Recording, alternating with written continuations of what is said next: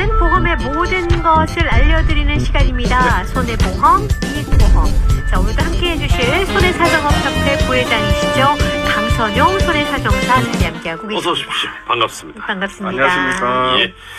자, 전체적으로 이제 보험에 대해서 좀 쉽고, 여러분들의 좀 요긴하게 네. 알아두시면은 좋을 만한 내용들을 콕콕 집어서 방송을 해드립니다. 네. 오늘 어떤 얘기를 좀 해볼까요? 네, 요즘 같은 시기가 해빙기라고 해도 되겠죠. 그렇죠. 네, 겨울에 얼었던 곳이 녹으면서. 그렇죠. 네. 근데 이제 우리 같이 이렇게 사고를 취급하시는 분들은 예. 여기서 이제 사고의 우려가 많기 때문에 요즘 사고를 좀 주의하시면 좋겠고요. 네. 오늘은 산업재해로 발생하는 사고, 즉 산재 사고에 대한 보상 체계를 간략하게 말씀드리고요. 네. 혹시 시간 되면 산재 보상 이후에 발생하는 사업주가 가지는 민사 책임이 있어요. 네. 근로자 재해 보상이라고 하는데요. 예. 그것까지 말씀드릴 수 있으면 말씀드리도록 하겠습니다. 예. 네. 그래요. 산재 하면은 뭐 거의 웬만한 노동자들은 다 이렇게 해당이 되는 부분이기 때문에 네, 그렇습니다. 상당히 좀 자세히 좀 들어야 되는데 산재를 우선 좀 정의를 해주시죠. 그렇죠. 산업재. 예. 지금 우리나라에는 사업장에 근로자가 한 명이라도 있으면 예. 의무적으로 산재를 가입하게 돼 있죠. 그렇죠. 네. 예. 근데 그 산재가 업무상의 사유에 따라서 이 4일 이상의 요양이 필요할 때 우리가 산재를 해줘요. 네. 그러니까 1일, 2일, 3일은 치료해도 산재로 해당이 안 된다는 거죠. 네. 예. 네. 스타일. 예, 사고나 그야말로 사고, 그다음에 질병도 돼요. 업무와 연관된 질병. 예. 네. 그다음에 출퇴근 재해. 이렇게 나누어지고요. 근데 이제 이게 이제 산업재해 보상보험법에 나와 있는데요. 근로자의 고의나 자해나 범죄 행위로 원인이 돼 가지고 발생한 거는 보상이 되지 않습니다. 예. 네, 그렇게 정의할 수가 있겠죠. 그렇군요. 출퇴근 중에 발생하는 사고도 산재다. 뭐 네. 이렇게 인정을 하는데 그러면은 교통사고도 마찬가지로 출퇴근하다가 생기면 다 해당이 되는 건가요? 아유, 그렇습니다. 출퇴근하는 일상적인 경로를 벗어나지 않는다면, 네. 예, 그렇다면 그게 이제 산재에 해당이 되는 거죠. 예. 업무의 연장이라고 보는 겁니다. 그렇죠. 요즘 왜 건강을 때문에 자전거로 출퇴근하시는 분들도 계시죠. 네. 그런 분들도 자전거 사고가 난다면 교통사고로 해서 다 고됩니다. 예. 제가 이제 여기서 오늘 말씀드릴 질문을 하나 드릴게요. 회사에서 이제 부서장이 실시하는 이제 회식에 참석을 하고, 뭐 당연히 저녁도 드시고 술도 드시겠죠. 그래가지고 본인 차량을 운전해서 이제 음주운전 되겠죠. 자택으로 귀가하시던 중에 교통사고가 나서 산재로 신청하면 이게 산재가 될까요? 저는 안 되리라고 보는데 왜냐하면 음주운전은 저는 너무너무 부정적이거든요. 어떤 상황이든 저는 안 됐으면 좋겠어요. 저는 안 된다고. 예, 이제 네. 근데 이게 이 원인을 저희들이 이제 파헤쳐가면서 네, 여러 네. 가지 공부가 되죠. 네. 산재의 대상이 되는 거는 질병이라도 업무 연관성만 있으면 된다고 보는 것이 맞고, 네. 회사 그다음에 회사의 공식적인 회식 자리에서 귀가하던 중이니까 일단 산재의 대상은 된다고 봐야 되겠죠. 네, 네, 부서장이 참석을 예, 하셨고 예. 회식이니까요. 예. 그리고 음주도 사실은 이 음주가 원인이 되어서 어떤 질병이나 부상을 당하면 그 인과관계가 맺어진다면 산재로 인정하고 있습니다. 그죠? 네, 네, 네. 예. 그래서 뭐 음주를 완전히 뺏어갈 것은 아니지만 예. 음주운전은 음주운전. 조금 생각해 볼 만한 이야기죠. 예. 네. 그렇죠. 어떤 건가요, 이런? 음주운전, 이 산업재해보상보험법에서 이야기를 하죠. 업무상 재해를 인정하는 기준이 있는데요. 근로자에게 아까 말씀드린 대로 고의나 자해, 범죄 행위로 돼서 발생하면 산재가 아니다라고 이야기를 그렇죠. 했죠. 예. 그러면 아까 그 회식 중에 마신 술 때문에 인과관계 있으면 괜찮은데 이 예. 교통사고가 이제 음주운전이 되는 거죠. 방금 그렇죠. MC께서 말씀하신 예. 대로. 이건 뚜렷한 범죄 행위로 보는 거예요. 예, 그렇죠. 사회 안정과 사회 질서를 무너뜨리는 그렇죠. 그런 행위다. 예. 이렇게 해가지고 최근에 이제 대법원 판례가 나왔어요. 예. 그래서 이제 음주운전 사고는 산재에 안 된다라고 이제 규정이 됐고요. 네. 이제 결론이 예. 났어요. 근데 사실 이런 부분은 우리가 참고할 만합니다.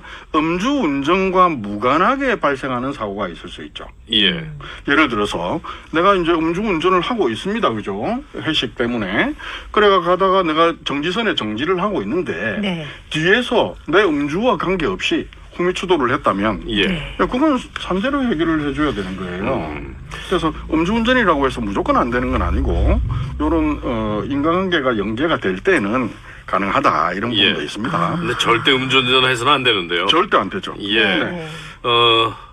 뭐 요런 인과관계는 이제 법적으로 네. 일단 해석이 되는 부분이고 네. 그렇습니다. 절대 음주운전은 해서는 안 된다라는 그럼요. 것은 저희가 강조해 드리기 위해서 하는 그럼요. 그런 산업재해 그렇습니다. 보상에 대한 네. 얘기입니다. 이제 산재 보상은 여러 가지가 또 있습니다. 네. 이제 요양급여, 휴역급여, 장애급여, 간병급여, 유족급여 뭐 이런 식으로 우리가 평소에 안 쓰던 그런 말들이 많이 예. 있는데요.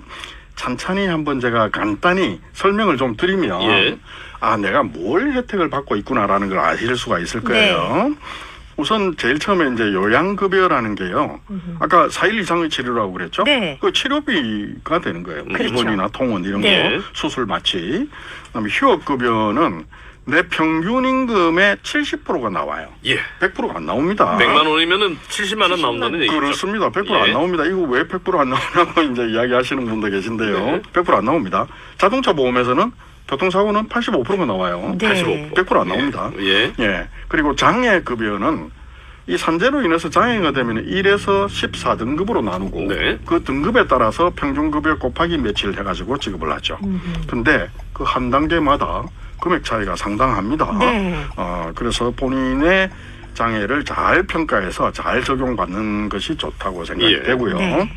그다음에 유족급여도 우리가 참고로 할 만한 게 유족이라 하면은 일반 민법에서 보는 유족과 조금 달라요. 이제 이 산재보상법에서는요, 부모나 조부모가 60세 이상이 되어야 하고요. 네. 자녀는 25세 이상이어야 합니다.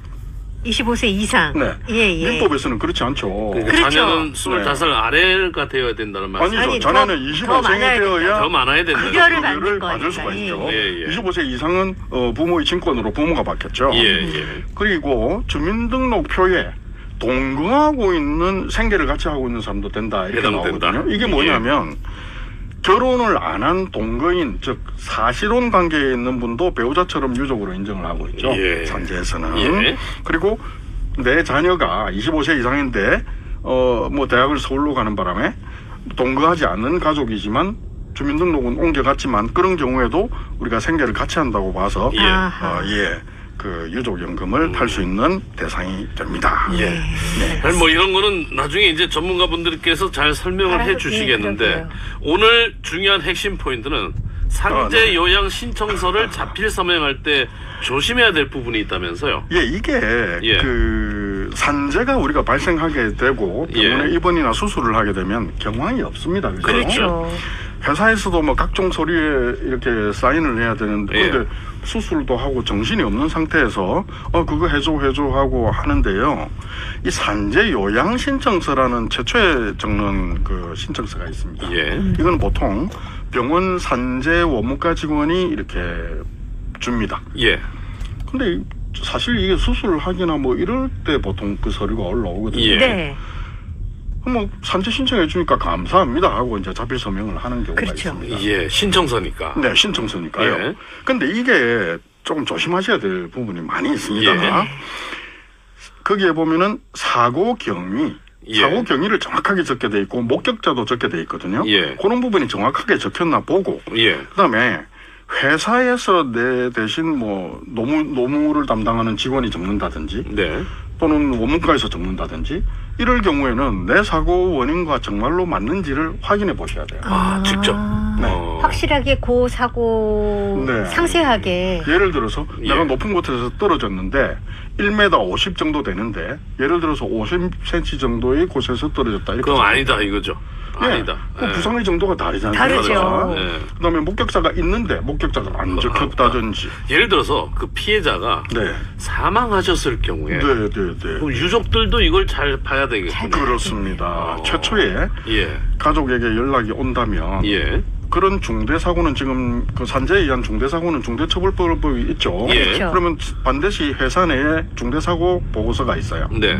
그 보고서를 보고 예. 현장 확인하고 예. 사체 확인할 때도 그런 인과관계가 있는지를 확인을 하셔야 예. 되겠죠. 범죄의 어떤 의도도 있을 수 있으니까요. 그렇죠.